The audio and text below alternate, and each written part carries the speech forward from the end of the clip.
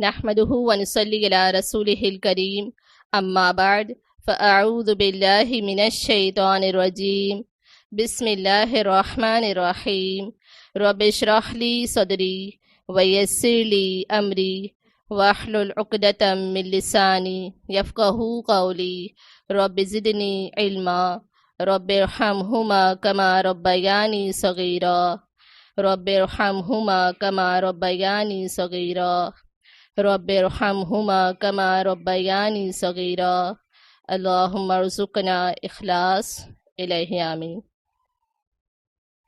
کتاب الصیام، روزے کی اہمیت، اس میں ہم نے مسئلہ نمبر 11 تک پڑھ لیا تھا۔ آج انشاءاللہ ہم مسئلہ نمبر 12 سے سٹارٹ کریں گے۔ رمضان پانے کے باوجود مغفرت حاصل نہ کر سکنے والے کے لیے ہلاکت ہے۔ حضرت کعب بن عجرہ رضی اللہ تعالی عنہ فرماتے ہیں، رسول اللہ صلی اللہ علیہ وسلم نے صحابہ کرام رضی اللہ تعالی عنہم سے فرمایا، ممبر لاؤ۔ ہم ممبر لے آئے۔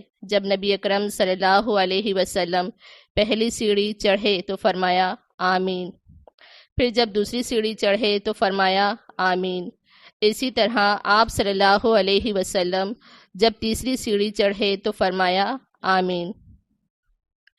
جب رسول اللہ صلی اللہ علیہ وسلم ممبر سے نیچے تشریف لائے تو ہم نے عرض کیا، یا رسول اللہ صلی اللہ علیہ وسلم، آج ہم نے آپ سے ایسی بات سنی جو اس سے پہلے کبھی نہیں سنی۔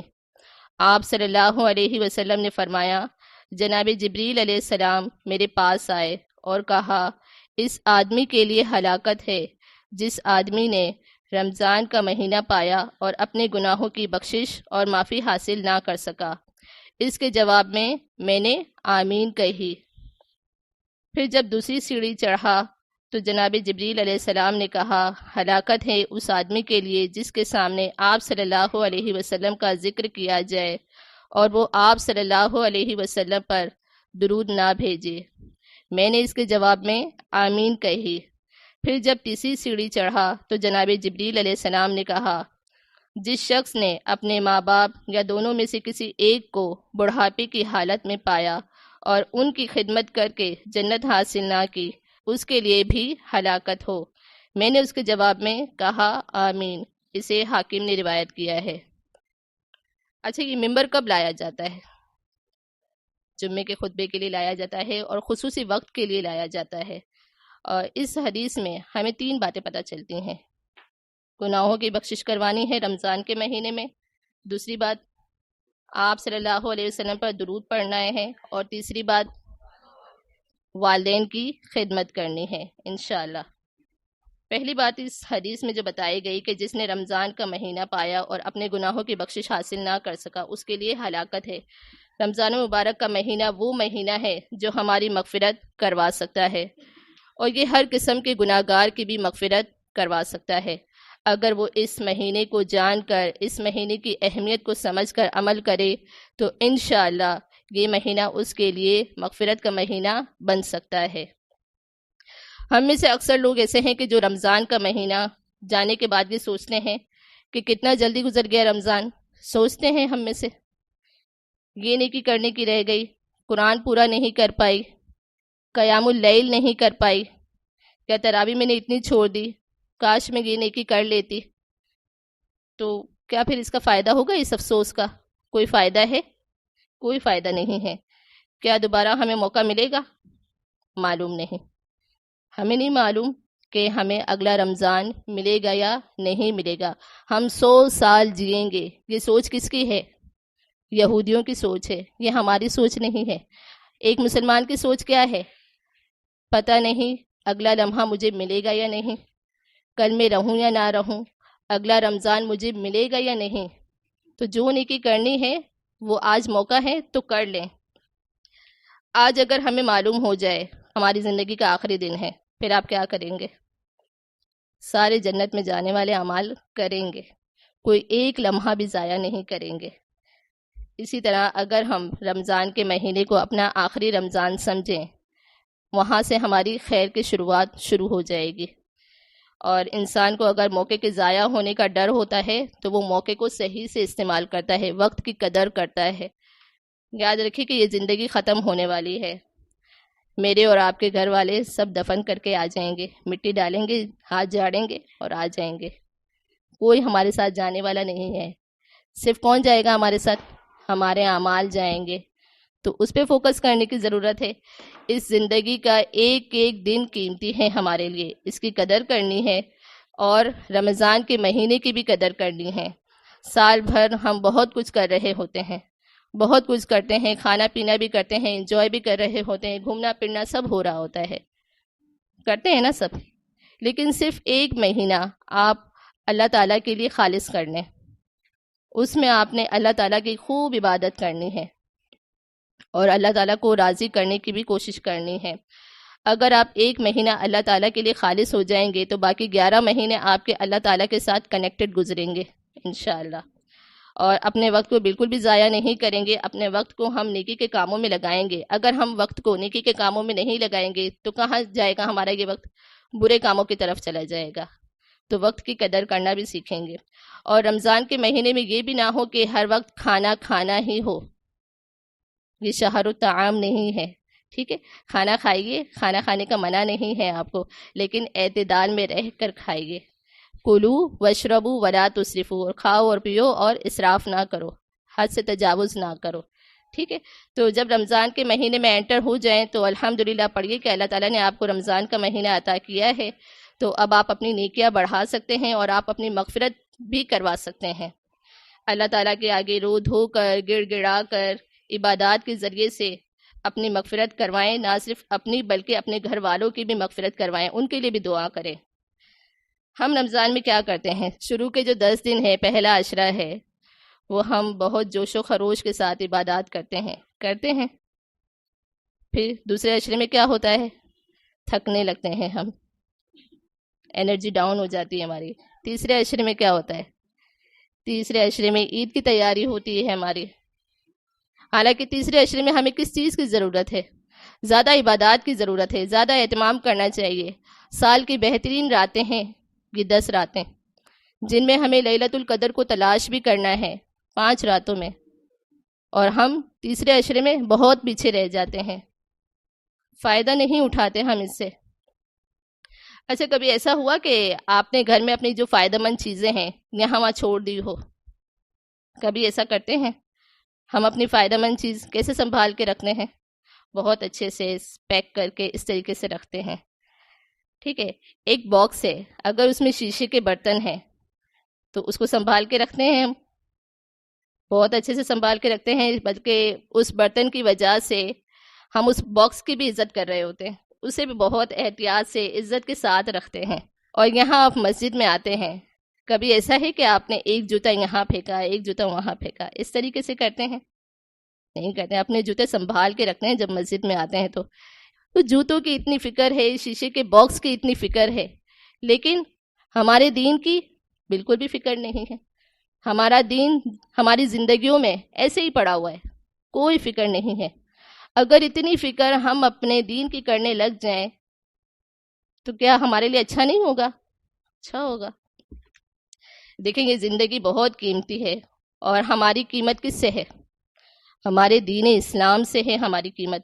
ہمارے نسب، ہماری خوبصورتی، ہماری ایجوکیشن، ہماری صلاحیتوں کی وجہ سے نہیں ہے، بلکہ یہ ہمارے دین کی وجہ سے قیمتی ہے۔ خصوصاً 5 چیزیں جنہیں ارکان اسلام کہا جاتا ہے، جنہیں اللہ تعالیٰ نے ہمارے اوپر فرض قرار دیا ہے، تو اس کا بھی ہمیں اہتمام کرنا ہے، اور یہ فرض ہے ہمارے اوپر، اسے لازمی طور پر کرنا ہے، اور اس کے اندر ہمیں کوئی کوتاہی بالکل بھی نہیں کرنی انشاءاللہ۔ اور جب رمضان کا مہینہ آتا ہے تو ہمیں ہماری دینداری کا لیول بھی بتاتا ہے وہ، کہ کتنے دیندار ہیں ہم، کہ ہماری نگاہ میں اس دین کی کتنی ویلیو ہے۔ جسے ویٹ مشین پہ چڑھتے ہیں تو وہ ہمارا وزن بتاتی ہے نا، تھرمامیٹر سے ہم کیا چیک کرتے ہیں؟ اپنا بخار چیک کرتے ہیں کہ کتنا ٹیمپریچر ہے۔ تو اسی طریقے سے یہ رمضان جو آتا ہے نا، وہ ہماری دینداری کا لیول بتاتا ہے کہ ہم کتنے دیندار ہیں، دین کو ہم نے کہاں رکھا ہوا ہے۔ صحابہ کرام کی زندگی کے بارے میں ہم دیکھتے ہیں کہ کیوں یہ اتنے قیمتی بنے۔ یہ دین کی وجہ سے قیمتی بنے۔ انہوں نے دین کو اپنے سر پہ سجا کے رکھا ہوا تھا اور دنیا ان کے ہاتھ میں تھی، اور ہم نے کیا کیا ہے؟ دنیا کو ہم نے سر پہ سجا کے رکھا ہوا ہے، دین ہمارے ہاتھ میں ہے۔ جب کبھی دنیا ہماری آگے پیچھے ہوتی ہے تو پہلے دین ہاتھ سے چھوڑ دیتے ہیں، دنیا کو پکڑ لیتے ہیں، صحیح کرنے کی کوشش کرتے ہیں اسے۔ ایسا ہی ہے نا، صحابہ کرام کی زندگی میں جب فقر بھی آیا نا تو انہوں نے دین کو ویلیو دی، دنیا کو ویلیو نہیں دی۔ اور کبھی ایسا بھی ہوا کہ جب ان کے پاس دنیا زیادہ ہو گئی تو وہ بہت سوچنے لگتے تھے کہ کیا ہوا، کیا کہیں اللہ ہم سے ناراض تو نہیں ہو گیا کہ ہمیں دنیا میں ہی ساری نعمتیں دے دی گئیں۔ فکر مند ہوتے تھے وہ۔ اور ہم جب ہمارے پاس دنیا آتی ہے تو ہم کیا کرتے ہیں؟ یہ تو ہمارا کمال ہے، ہم نے کمائی یہ دنیا، ہم کبھی اسے اللہ کا فضل نہیں سمجھتے۔ تو صحابہ کرام جو قیمتی بنے وہ دین کی وجہ سے بنے، دنیا کی وجہ سے قیمتی نہیں بنے۔ تو انسان کی جو دینداری کا امتحان ہے وہ رمضان کا مہینہ ہے۔ رمضان المبارک کے مہینے میں ہمیں اپنے دن اور رات کے اوقات کو سیٹ کرنا ہے انشاءاللہ عبادات کے حوالے سے، کیونکہ دیکھیں کہ اگر کوئی کام تیاری کے ساتھ کیا جائے اور کوئی کام بغیر تیاری کے ساتھ کیا جائے تو کیا فرق ہوتا ہے اس میں؟ زمین اور آسمان کا فرق ہوتا ہے۔ اللہ تعالی ہم سے ہر ایک کے دل میں رمضان کے مہینے اور روزے کی اہمیت ڈال دے اور ان خوش نصیبوں میں شامل کرے جن کے لیے ہر رمضان گناہوں کی بخشش کا ذریعہ ہو، کیونکہ حدیث کے جو الفاظ ہیں نا وہ بہت ڈرانے والے ہیں اور بہت غور طلب الفاظ ہیں کہ اس کے لیے ہلاکت ہے جس نے رمضان کا مہینہ پایا اور اپنی بخشش حاصل نہ کر سکا۔ تو اللہ تعالیٰ نے ہمیں ابھی موقع دیا ہے اور مہلت بھی دی ہے، تو انشاءاللہ اس بابرکت مہینے کی رحمتوں اور برکتوں کو پانے کی بھرپور کوشش کریں گے اور اس کا پورا فائدہ اٹھائیں گے اور محنت بھی خوب کریں گے انشاءاللہ۔ دوسری بات جو اس حدیث میں بتائی گئی ہے کہ ہلاکت ہے اس کے لیے جس کے سامنے آپ صلی اللہ علیہ وسلم کا ذکر کیا جائے اور وہ آپ صلی اللہ علیہ وسلم پر درود نہ بھیجے۔ بہت یاد رکھنے والی بات ہے کہ جب بھی نبی اکرم صلی اللہ علیہ وسلم کا نام آئے یا تفسیر کے دوران بھی یا ایسے ہی کہیں ذکر آئے تو ہم پر لازم ہے کہ درود شریف شعور کے ساتھ پڑھیں انشاءاللہ، یا اگر آپ صلی اللہ علیہ وسلم بھی کہہ دیتے ہیں تو یہ بھی ٹھیک ہے۔ ہمارے اوقات میں سے ہمارا کتنا وقت کہ جو ہم ذکر و اذکار میں یا درود وغیرہ میں یا دعا میں گزارتے ہیں، کتنا وقت ہم دنیا کی چیزوں میں مصروف رہتے ہیں، اور نماز کے علاوہ کتنی بار ہمیں خیال آتا ہے درود پڑھنے کا؟ کبھی خیال آتا ہے تو الحمدللہ، اور نہیں آتا تو اب انشاءاللہ خیال کریں گے، ٹھیک ہے۔ نبی اکرم صلی اللہ علیہ وسلم سے محبت ہمارے ایمان کا تقاضا ہے۔ جب بھی رسول اللہ صلی اللہ علیہ وسلم کا ذکر آئے تو ہمارے اوپر لازم ہے کہ ہم درود شریف لازمی پڑھیں۔ درود شریف کی فضیلت اور اہمیت کے بارے میں سورہ احزاب کی آیت نمبر 56 میں اللہ سبحانہ وتعالی ارشاد فرماتے ہیں، ان اللہ و ملائکتہ یصلون علی النبی، اللہ اور اس کے فرشتے رسول اللہ صلی اللہ علیہ وسلم پر درود بھیجتے ہیں۔ یا ایھا الذین آمنوا، اے لوگوں جو ایمان لائے ہو، صلو علیہ وسلموا تسلیما، تم بھی اس پر درود اور سلام بھیجو۔ تو انشاءاللہ ہمیں بھی کوشش کرنی ہے کہ ہم درود اور سلام آپ صلی اللہ علیہ وسلم پر بھیجیں، اور یہ اس عمل کی تعظیم کے لیے بتایا جا رہا ہے کہ اللہ اور اس کے فرشتے بھی درود بھیجتے ہیں۔ اور اس آیت سے ہمیں یہ بھی معلوم ہوتا ہے کہ اللہ تعالیٰ کا حکم ہے یہ کہ ہم بھی درود بھیجیں، اور ہمارے اوپر لازم بھی ہے۔ اگر ہم نہیں کریں گے تو ہم کیا ہوں گے؟ گناہگار ہوں گے۔ اگر ہم رسول اللہ صلی اللہ علیہ وسلم پر درود بھیجتے ہیں تو اس کے کچھ فائدے بھی ہیں۔ جو شخص بھی دن میں ایک مرتبہ رسول اللہ صلی اللہ علیہ وسلم پر درود بھیجے گا تو اللہ سبحانہ وتعالیٰ اس کے لیے 10 نیکیاں لکھیں گے، 10 گناہ معاف فرمائیں گے اور 10 درجات بلند کریں گے، اور 10 مرتبہ اپنی رحمت کا نزول فرمائیں گے انشاءاللہ۔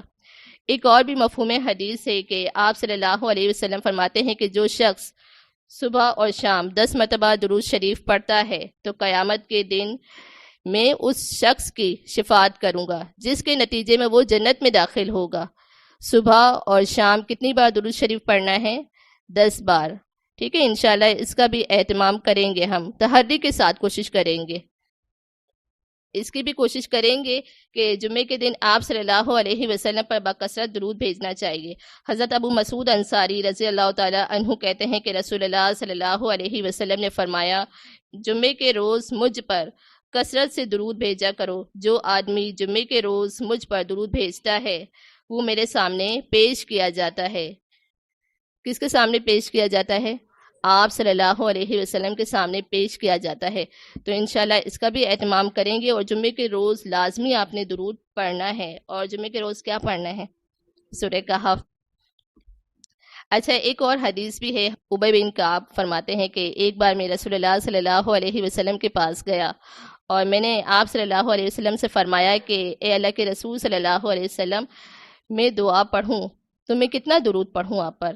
اگر میں ایک حصہ درود کا رکھوں تو کیا یہ ٹھیک ہے؟ تو آپ صلی اللہ علیہ وسلم نے فرمایا کہ اچھا ہے، اگر تم اور بڑھا لو تو تمہارے لیے اچھا ہے۔ تو ابی بن کعب کہتے ہیں کہ اچھا، اگر میں آدھا حصہ درود کا کر لوں؟ تب آپ صلی اللہ علیہ وسلم فرماتے ہیں کہ یہ بھی ٹھیک ہے، اگر اور بڑھا لو تو زیادہ اچھا ہے۔ تو ابی بن کعب کہتے ہیں کہ اچھا، میں 2/3 کر لوں؟ تو آپ صلی اللہ علیہ وسلم فرماتے ہیں کہ یہ بھی اچھا ہے، تمہارے لیے اچھا ہے، اگر تم زیادہ بڑھا لو تو یہ تمہارے لیے ہی بہتر ہے۔ پھر فرماتے ہیں ابی بن کعب کہ اے اللہ کے رسول صلی اللہ علیہ وسلم، اگر میں دعا میں صرف درود ہی پڑھتا رہوں تو آپ صلی اللہ علیہ وسلم فرماتے ہیں کہ اگر تم ایسا کرو گے تو تمہارے زندگی کے سارے غم دور ہو جائیں گے، اللہ تعالیٰ تمہاری ساری تکلیفیں، جو پریشانیاں ہیں، وہ سب دور کر دے گا۔ یعنی اگر ہم صرف اپنی دعا میں درود ہی پڑھتے رہیں، کبھی ایسا ہوتا ہے نا کہ دعا کے لیے ہاتھ اٹھاتے ہیں، سمجھ میں نہیں آ رہا ہوتا کہ کیا مانگے، درود پڑھتے رہیں آپ۔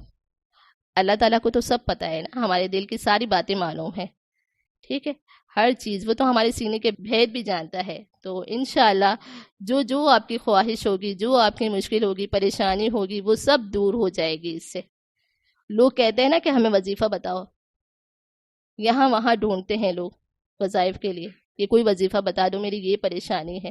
لیکن یہ اتنی اچھی اچھی باتیں جو حدیث میں رکھی ہوئی ہیں، جنہیں کوئی نہیں پڑھتا، جنہیں کوئی سمجھتا ہی نہیں ہے کہ یہ بھی پڑھنا چاہیے۔ قرآن سفارشی ہے، ہمارا روزہ سفارشی ہے۔ آپ صلی اللہ علیہ وسلم شفاعت کریں گے قیامت کے دن، جب ہم اذان کے بعد درود شریف پڑھتے ہیں نا، تب بھی شفاعت کا وعدہ ہے ہمارے لیے۔ اور درود شریف کا بھی یہی ہے، کچھ نہیں عمل کرتے، لیکن ہمیں وظائف چاہیے، وہ کوانٹٹی چاہیے کہ اتنی کوانٹٹی ہم پڑھ لیں تو یہ ہمارے مسئلے حل ہو جائیں گے، حالانکہ اس سے مسئلے حل نہیں ہوتے۔ اور ایک اور جگہ پر بھی ارشاد ہے کہ جو ایک مرتبہ درود شریف پڑھتا ہے تو اللہ سبحانہ و تعالیٰ اس کے لیے 70 مرتبہ رحمتوں کا نزول فرماتے ہیں۔ کتنی بار؟ 70 مرتبہ۔ اور رسول اللہ صلی اللہ علیہ وسلم نے ایک بار دیکھا کہ ایک شخص ہے جو کہ نماز پڑھ رہا ہے، اور نماز پڑھنے کے بعد فوراً سے دعا اسٹارٹ کر دیتا ہے۔ تو آپ صلی اللہ علیہ وسلم نے فرمایا کہ تم نے بہت جلدی کی دعا مانگنے میں، بلکہ پہلے کیا کرنا ہے؟ اللہ تعالیٰ کی حمد و ثنا کرنی ہے، پھر درود پڑھنا ہے، پھر آپ جو دعا مانگے انشاءاللہ قبول کی جائے گی، اور آخر میں بھی درود شریف پڑھیں تو وہ زیادہ بہتر ہے۔ تو اس حدیث سے بھی ہمیں دعا مانگنے کے آداب پتہ چلتے ہیں کہ سب سے پہلے ہمیں کیا کرنا چاہیے۔ پہلے اللہ کی حمد و ثنا کریں جیسے کہ اس کا حق ہے، ویسے تو ہم حق ادا نہیں کر سکتے، لیکن پھر بھی اللہ کی حمد و ثنا کریں گے، پھر درود شریف پڑھیں گے، پھر آپ جو چاہے مانگیں، انشاءاللہ آپ کی دعا قبول کی جائے گی۔ اور جس دعا میں درود شریف نہ ہو تو اس کے بارے میں کیا آتا ہے کہ وہ دعا زمین اور آسمان کے درمیان معلق رہتی ہے، وہ اوپر نہیں جاتی، قبول نہیں ہوتی۔ تو درود شریف لازمی پڑھیں گے انشاءاللہ۔ اور اگر کچھ دعا نہیں بھی مانگ سکتے نا، چلتے پھرتے، اٹھتے بیٹھتے، ہر جگہ کوئی ٹائم آپ کا ایسا نہ ہو کہ درود شریف آپ کی زبان پر نہ ہو، الا یہ کہ کبھی دماغ سے نکل جائے، لیکن آپ نے ہر وقت زبان پر درود شریف کو جاری رکھنا ہے۔ اور بعض اوقات ایسا بھی ہوتا ہے کہ ہم اپنے دوستوں کے ساتھ، کزنس کے ساتھ بیٹھے ہوئے ہوتے ہیں، گپ شپ لگاتے ہیں۔ اچھا، یہ ایسی محفل لگانی بھی چاہیے، اسلام اس چیز کا منع بھی نہیں کرتا کہ آپ دوستوں کے ساتھ مل کر بیٹھ سکتے ہیں، لیکن یہ محفل جو ہے حسرت کا باعث ہوگی قیامت کے دن، جس میں اگر ہم نے اللہ کا ذکر نہ کیا ہو اور درود شریف نہ پڑھا ہو۔ تو جب بھی محفل لگائیں، آپ اپنے دوستوں کے ساتھ بیٹھیں، گھر والوں کے ساتھ بیٹھیں، تو اللہ کا ذکر کر لیں، درود شریف پڑھ لیں۔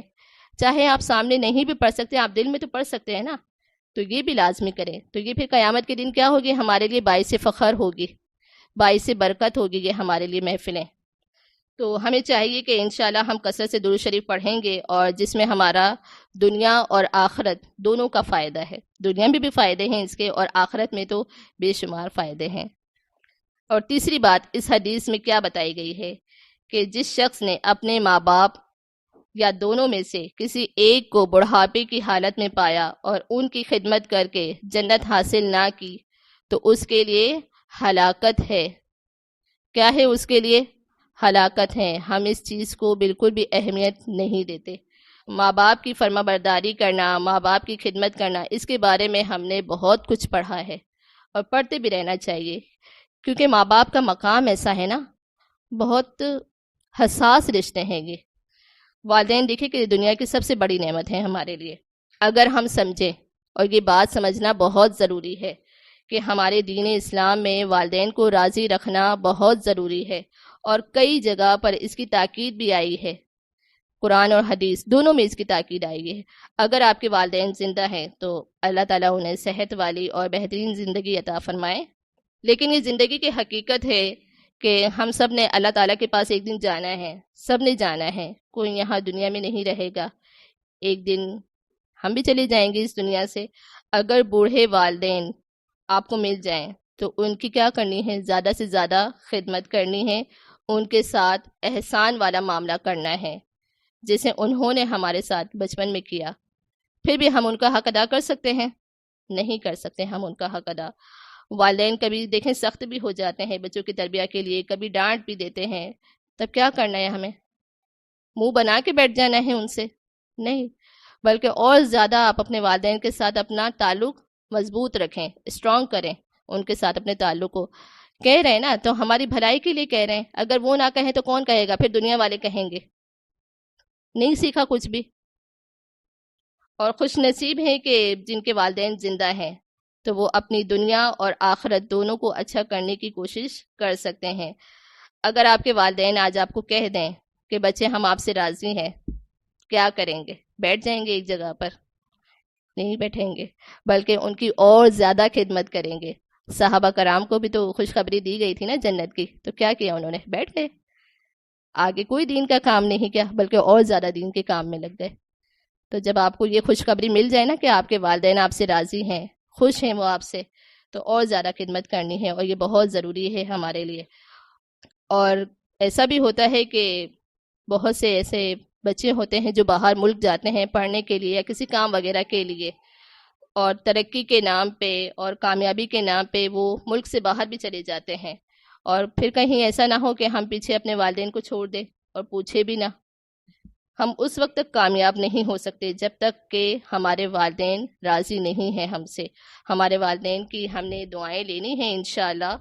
اور بڑے خوش نصیب ہیں جن کے والدین حیات ہیں، اور آج جن کے والدین نہیں ہیں آپ ان سے جا کر پوچھئے. ملنے کے لیے کہاں جانا پڑتا ہے انہیں؟ قبرستان جانا پڑتا ہے. اور جب وہ آواز دیتے ہیں تو سامنے سے کوئی آواز بھی نہیں آتی، جواب نہیں آتا. دیکھیں کبھی ایسا بھی ہوتا ہے کہ ہم کبھی پریشان ہوتے ہیں تو کس طریقے سے ہم اپنے والدین سے کہتے ہیں کہ ہمارے لیے دعا کیجیے گا، کہ امی میری یہ پریشانی آپ میرے لیے دعا کیجیے گا کہ وہ حل ہو جائے میری. تو کیا لگتا ہے آپ کو کہ آپ کے والدین آپ کے لیے دعا نہیں کرتے ہوں گے؟ کوئی ایسا وقت نہیں ہوگا کہ وہ آپ کے لیے دعا نہ کرے. بیٹا اپنے باپ سے کہے کہ ابو جی میرا یہ مسئلہ ہے، دعا کریں کہ یہ حل ہو جائے، تو وہ بھی دعا کرتے ہیں آپ کے لیے.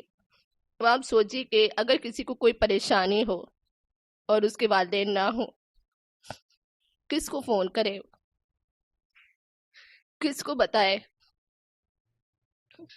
سوچتے ہیں نا کہ اگر ابھی ہمارے امی ابو زندہ ہوتے تو ہم ان سے دعا ہی کروا لیتے.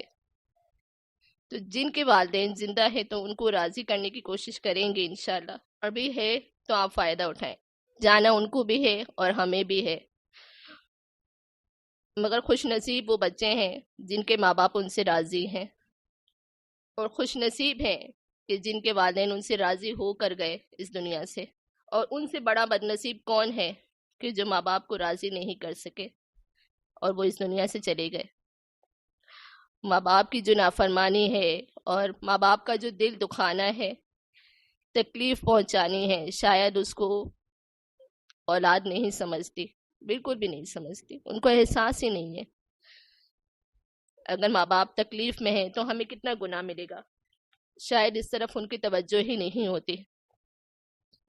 اور ماں باپ کی نافرمانی تو اس قدر برا عمل ہے کہ کبیرہ گناہوں میں سے ایک کبیرہ گناہ والدین کی نافرمانی ہے۔ آج والدین کا دل دکھاتے ہیں، ان سے بڑی آواز میں بات بھی کرتے ہیں، ان کی بات نہیں مانتے۔ ہو سکتا ہے کہ کبھی وہ رو پڑے ہوں آپ کی وجہ سے، دھیان ہی نہیں ہے ہمارا اس چیز پر۔ ایک 6 سال کا بچہ اور 60 سال کا بوڑھا شخص دونوں برابر ہے، کوئی فرق نہیں ہے دونوں میں۔ آپ بتائیے کہ 6 سال کا بچہ اگر آپ سے کوئی بات کہتا ہے اور بار بار کہہ رہا ہے تو کیا کرتے ہیں آپ؟ ناراض ہو جاتے ہیں اس سے؟ نہیں، جواب دیتے ہیں نا، 10 بار جواب دیں گے انہیں۔ ہم سمجھتے ہیں کہ ابھی وہ چھوٹا ہے، اس کے سمجھنے کی صلاحیت کم ہے، اس کے دماغ میں اتنی وسعت نہیں ہے کہ وہ یہ بات سمجھ سکے۔ اور اسی طریقے سے 60 سال کا جو بوڑھا شخص ہے، تقریباً 60 سال کے اندر جو ہوتا ہے کہ سننے کی صلاحیت کم ہو جاتی ہے، سمجھنے کی صلاحیت کم ہو جاتی ہے، اور ضد آنا شروع ہو جاتی ہے، فرمائشیں شروع ہو جاتی ہیں ہمارے والدین کی اس عمر میں۔ کیا کریں ہم؟ سامنے سے انہیں یہ کہتے ہیں، کیا بار بار آپ ایک ہی بات کر رہے ہیں؟ آپ کو سمجھ نہیں آتا؟ آپ کو سنائی نہیں دیتا؟ اس طریقے سے جواب دیتے ہیں۔ زبان کیسے اٹھتی ہے بولنے کے لیے؟ جس والدین نے پال پوس کے بڑا کیا، کیسے کہہ دیتے ہیں اس کو؟ بلکہ اس ٹائم پر تو خدمت کا موقع ہے ان کے پاس، اور جنت کمانے کا ٹائم ہے۔ تو خوش نصیب ہے وہ اولاد جس کو ماں باپ بڑھاپے میں ملے، اور کئی ایسے لوگ ہیں جو ماں باپ کو بڑھاپے کے پہلے سے ہی کھو بیٹھے ہیں، اور خوش نصیب ہے وہ اولاد جس کو اس عمر میں خدمت کا موقع مل رہا ہے۔ کئی ماں باپ تو ایسے ہیں جو بچوں کی خدمت کرتے کرتے اس دنیا سے چلے گئے ہیں۔ تو آج خدمت کا موقع ہے، کر لیجئے۔ وہ وقت یاد کریں کہ جب ہم بیمار ہوئے بچپن میں تو کس طرح سے انہوں نے راتیں جاگ جاگ کر گزاری اور ہماری خدمتیں کی، ہمارے لیے دعائیں کی۔ وہ رات کو سوئے نہیں ہوں گے اس ٹائم پر، آپ کے لیے دعا ہی کرتے رہے ہوں گے۔ وہ بڑے لاڈ اور پیار سے ہماری پرورش بھی کی۔ آج ہم جو بھی ہیں اس دنیا میں، ہماری عزت ہے، دولت ہے، جو کچھ بھی ہے، وہ سب ہمارے ماں باپ کی برکتوں کی وجہ سے ہیں۔ ہم کچھ بھی نہ ہوتے اس دنیا میں اگر ماں باپ ہمارا ہاتھ نہ پکڑتے۔ آج بوڑھے والدین بوجھ لگتے ہیں ہمیں، ان کی بیماری ہمیں بری لگتی ہے، گھن آتی ہے ہمیں ان سے۔ بچپن میں صاف نہیں کیا انہوں نے ہمیں؟ کیا ہے نا۔ تو آج جب اس حالت میں ہوتے ہیں تو ہم ان سے گھن کھاتے ہیں، دور رہتے ہیں ہم ان سے۔ اور دوستوں کے لیے ٹائم ہوتا ہے ہمارے پاس، لیکن والدین کے لیے ہمارے پاس کوئی ٹائم نہیں ہے۔ خود کمانے لگتے ہیں تو کہتے ہیں کہ یہ میرے پیسے ہیں۔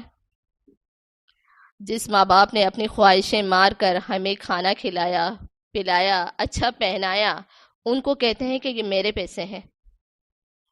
بلکہ خوش قسمت ہے وہ انسان کے جن کے پیسے اپنے ماں باپ کی خدمت میں خرچ ہو، اور یہ بہترین مصرف ہے کہ آپ اپنے والدین کے اوپر خرچ کریں، لیکن اولاد نہیں سمجھتی۔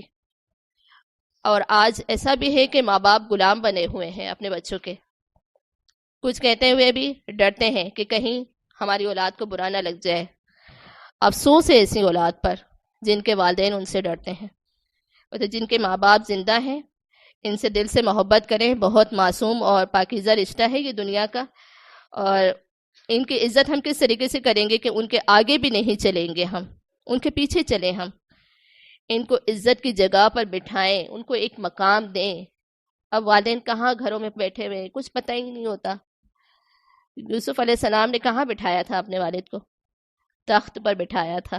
تو یہ انبیاء کی سنت بھی ہے کہ اپنے والدین کو عزت کی جگہ پر بٹھائیں، خندہ پیشانی سے بات کریں، ان کو خوش کرنے والے کام کریں، جو ان کو چیز پسند ہو وہ لے کر آئیں ان کے لیے، اور ہر کام میں ان سے مشورہ لیں۔ ہم مشورہ لیتے ہیں، ہم باقی سب سے مشورہ لیں گے، صرف ایک والدین کے علاوہ، والدین سے نہیں لیتے ہم مشورہ۔ تو ہر کام میں آپ ان سے مشورہ لیں، امی میرا یہ مسئلہ ہے، آپ بتائیں کیا کرنا چاہیے، تو اسے وہ بھی خوش ہو جائیں گے۔ تو بڑوں کو عزت دینا سیکھیں، اور جب وہ اس دنیا سے چلے جائیں تو ان کے جو دوست ہیں، احباب ہیں، رشتہ دار ہیں، تو ان کے ساتھ بھی خوش دلی سے پیش آئیں اور نرمی سے بات کریں، بالکل بھی بد زبانی نہ کریں۔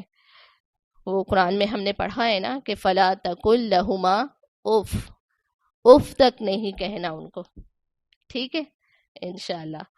اور جب وہ اس دنیا سے چلے جائیں گے تو ان کے لیے دعائے مغفرت بھی کریں گے، رب ارحمہما کما ربیانی صغیرا۔ اور اپنے والدین کی طرف سے آپ صدقہ خیرات بھی کیجیے، اس کا ثواب ان کو بھی ملے گا اور انشاءاللہ آپ کو بھی ملے گا۔ اور اگر ہم نیک اولاد ہیں تو بھی ہم اپنے والدین کے لیے صدقہ جاریہ بھی بن سکتے ہیں۔ اگر ہم چاہتے ہیں کہ ہمیں دنیا والآخرہ کی خیر عطا ہو تو ہمیں اپنے والدین کی خدمت دل سے کرنی ہے، کیونکہ والدین کے ساتھ حسن سلوک جو ہے سب سے بڑی نیکی ہے۔ تو انشاءاللہ کوشش کریں گے ہم اپنے والدین کی خدمت کریں، اور اس حدیث کا کچھ حصہ جہاں ہلاکت کی بات ہو رہی ہے وہ انشاءاللہ ہم اگلی کلاس میں پڑھیں گے، ٹھیک ہے؟ تو آج ہم کلاس کو یہیں تک روکیں گے، یہیں تک ہماری کلاس کا ٹائم تھا۔ وآخر دعوانا ان الحمدللہ رب العالمین، سبحان ربک رب العزت عما یصفون، وسلام علی المرسلین، والحمدللہ رب العالمین۔